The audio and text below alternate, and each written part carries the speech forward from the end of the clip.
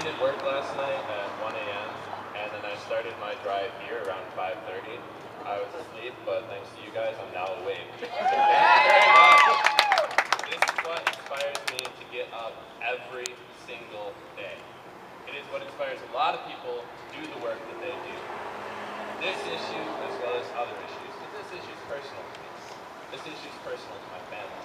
This issue is personal, I would dare say, to every single person in the United States, as well as around the world. Who does not know somebody that is either lesbian, gay, bisexual, curious, or transgender? Who doesn't? Come on. All right. So for a nation that's founded on the idea of equality under law, we seriously have some progress still to be made.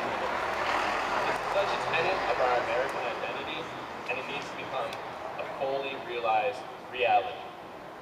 I suppose when the Puritans first arrived and looked upon Massachusetts, and John Winthrop got up to make a speech about how he wanted, specifically Boston at that time, but now we've adapted it to America, to be that beacon, that shining city upon a hill. He never said it was going to be easy. He never said you just stepped off the boat, built the city, and there we go. No, we got work ahead of us. I have never known the American people, or people in general, and I've been around the world, to be the kind of folk who just give up in the face of adversity. You are all evidence of that today, so thank you for being here. In the century since our nation's founding, we've had a lot of struggles to always live up to our most cherished ideals, but we've made some steps in the right direction. This movement today, seeking marriage and workplace equality for LGBT people, is just another step that's needed to be made in making our American principles an American reality. For many Americans I know, the decision to support LGBT equality is simple, moral, and personal. Several studies, as has been already talked about today, already suggest that over 53%, up to about 58% at the national level, already support openly same-sex marriage. What? Oh. That includes, by the way, our president. That includes a lot of leaders around the world and across the country in both the private and the public sector. Add to this figure the fact that as of now, 12 states plus the District of Columbia already have recognized, not granted, it doesn't need to be granted, that is our right to get married, that is our right to have equality, but have legally recognized same-sex marriage. My home state of New York, has already recognized same-sex marriage, but Pennsylvania is now my home, and it is the home of my boyfriend, and whom I hope to be the husband of one day in this state. Thank you, Jim. In fact, in recent years, the LGBT movement here, I'm going to hold that down, has gained such an outspoken and powerful majority in public support that I think I can happily say the question is no longer if marriage equality will pass, it's when. When? And when do we want it? Now! That's right. So honorable members of the Pennsylvania government, of one we have here, fellow citizens of Pennsylvania, listen carefully as I very briefly tell you exactly why legally recognizing same-sex marriage equality is not only a sound moral decision, but a solid policy decision for communities across Pennsylvania. So let's talk economics for a minute. I know I'm not going to bore you, I promise. If marriage equality were to be passed today, after you match up kind of cost-benefit analysis, costs and savings associated with passing this and getting this fully realized, Pennsylvania could expect to see a significant increase in government's annual revenue. In other states, including my home state of New York, they've already seen tens of millions of dollars in state revenue. Imagine what that could go to. Dollars. Tens of millions of dollars in revenue. Dollars? Yeah, that could go to a lot of other things than where it is now, which is basically non-existent. As is already being seen in states, like I mentioned before, New York, Massachusetts, and many others, marriage equality also brings a significant amount of new and sustainable revenue to many businesses and industries.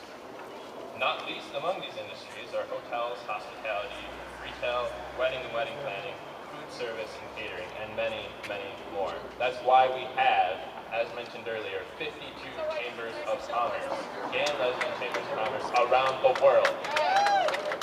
I had the chance and the honor to work with the National Gay and Lesbian Chamber of Commerce last summer.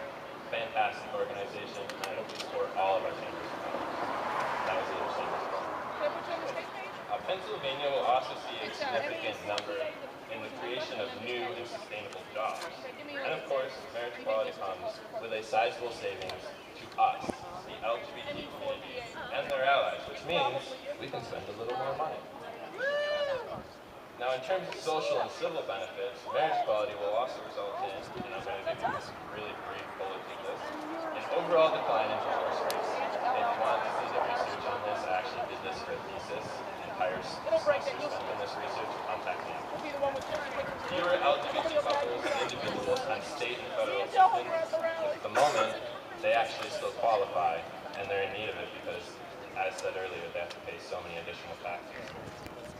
Equal hospital visitation rights, equal access to Social Security benefits, the legal recognition of binational same-sex couples, as well as a positive impact on the overall immigration reform that is needed. And it is equal protection on LGBT where'd it go?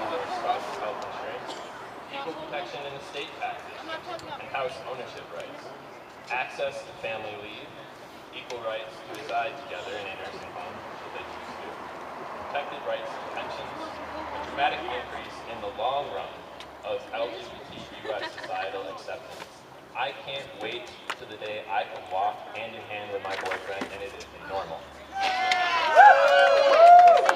Diminish stigma and an end to second-class citizen treatment.